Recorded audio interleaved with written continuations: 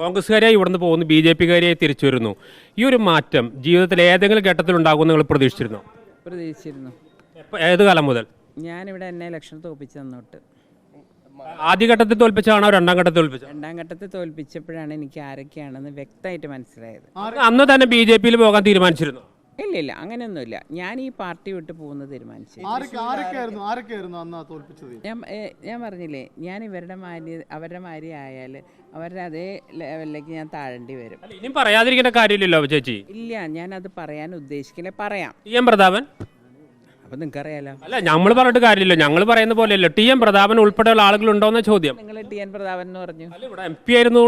ആണോ? MP എല്ലാ MP-മാരും തോപ്പിക്കാൻ നിൽക്കുമോ? എനിക്കറിയില്ല, ചേച്ചി തന്നെ പറയണത്. ഞാൻ എനിക്ക് ഒറ്റ സങ്കടം മാത്രമേ ഉള്ളൂ. എന്നെ തോൽപ്പിക്കാൻ നിന്നതിൽ 2-3 പേര് മുരളിയേട്ടൻ്റെ ജീപ്പിൻ്റെ കൂടെ അപ്പുറം ഇപ്പുറം നിൽക്കുന്നുണ്ട്. അതാരാ നിങ്ങൾ കണ്ടുപിടിച്ചത്? 3 പേരാണ് നിന്നത്. ഒന്ന് MP Vincent, Jose Vallur, TM Prathapan. ഇതിൽ ആരൊക്കെയാണ്?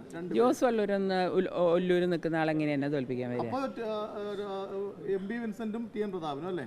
നിങ്ങൾ ആലോചിച്ചാൽ മതി. 3 പേരേ ഉള്ളൂ. അപ്പോൾ ഒരാളെ നമുക്ക് അങ്ങനെ പറയാൻ കഴിയില്ലല്ലോ. അല്ലാത്ത ആളുകളും ഉണ്ട്. ഇതിന്റെ പിന്നിൽ കളിച്ച വേറെ വലിയ നേതാക്കളുണ്ട്. അത് ഘട്ടം ഘട്ടമായിട്ട് ഞാൻ പറഞ്ഞോളാം. നിങ്ങളോടല്ല ചേച്ചി ലാണ്ട് ചൊറിയട്ടെ, അപ്പം ഞാൻ പറയാം. ചേച്ചിയോടുള്ള വിരോധം എന്താ അവർക്ക്? ഇത് കരുണാകരന്റെ മക്കളോടെ ദേഷ്യ. പാവ മുരളിയേട്ടൻ അവിടെ വടകര ഒന്ന് ജയിച്ചു പോയേനെ. എന്തിനാ ഇവിടെ കൊണ്ടുവന്നിട്ട് ഇതിന്റെ ഇടയിൽ കൊണ്ടിട്ടേന്നല്ല. കാരണം തോൽക്കുന്നതാണ് അങ്ങനെയൊന്നും ഞാൻ പറഞ്ഞില്ല. അദ്ദേഹത്തിന് എന്താ പറയണ്ടത്, ജാതകപ്രകാരം ഇനി സമയം നോക്കണം, എന്നാലേ എനിക്ക് പറയാൻ പറ്റുള്ളൂ. കാരണം തൃശ്ശൂരാണ്. തൃശ്ശൂർ നല്ല ആളുകളുണ്ട്, പക്ഷെ കുറച്ച് നേതാക്കളുണ്ട് വൃത്തികെട്ടവർ. അവരുടെ അടുത്ത് ഓടിപ്പോയാൽ എനിക്ക് വളരെ സന്തോഷമുണ്ട്.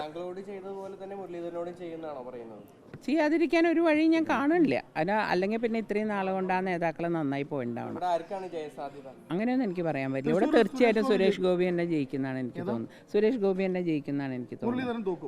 അങ്ങനെയൊന്നും എനിക്ക് പറയാൻ പറ്റില്ല. ഒരാൾ അതിപ്പോൾ നിങ്ങൾ തീരുമാനിച്ചോളേ. 98 ആവർത്തിക്കോ? ഏത് അങ്ങനെ? അതായത് ഞാൻ പറയുന്നത്, ഇപ്പം ഇവിടെ മുരളിയേട്ടൻ ശരിക്കും വടകര സുഖകരമായിട്ടുള്ളൊരു വിജയത്തിലേക്ക് പോവുകയായിരുന്നു. എന്തിനാണ് മുരളിയേട്ടനെ ഇവിടെ കൊണ്ടിട്ടത്? ചേച്ചി വന്നുകൊണ്ടാണെന്ന് അവർ പറയണത്. അപ്പം എനിക്ക് വിലയില്ല എന്നല്ലേ പറഞ്ഞേ? എനിക്ക് കഴിവില്ല, എനിക്കൊന്നും ചെയ്യാൻ കഴിവില്ല എന്ന് പറയുന്ന ആൾക്കാർ പിന്നെ അത് പറയേണ്ട കാര്യം എന്താ?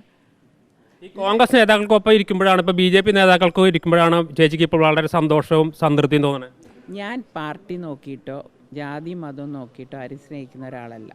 എനിക്ക് എല്ലാവരും ഒരുപോലെയാണ്. ഇപ്പോൾ ഇവിടെ നിൽക്കുന്ന ശീതള എൻ്റെ കൂടെ നിന്ന് പാർട്ടിയിൽ ഇതായ ആളൊക്കെ വരുമ്പോൾ പിന്നെ പഴയൊരു എന്താ പറയണ്ട, ഈ പലരും പഴയ കോൺഗ്രസ്സുകാരാണ് BJP-യിലേക്ക് വന്നിട്ടുള്ളതും. അപ്പോൾ എനിക്കൊരു വലിയ വ്യത്യാസം തോന്നിയില്ല. കാരണം എൻ്റെ കൂടെ നിൽക്കുന്ന കോൺഗ്രസ്സുകാർ ഇവിടെ വരുന്ന ആളെ എൻ്റെ കൂടെ ഇരുന്ന് ഊണ് കഴിച്ച ആളാണ് രാത്രി പോയിട്ട് എനിക്കിട്ട് കുത്തണത്. അപ്പോൾ പിന്നെ അതുകൊണ്ട് എനിക്ക് അതിൽ വലിയ ഇതില്ല. അപ്പം പുതിയ ആളുകൾ വന്നു, അവരായിട്ട് സ്നേഹമായിട്ട് ഇനി മുന്നോട്ട് പോവാം.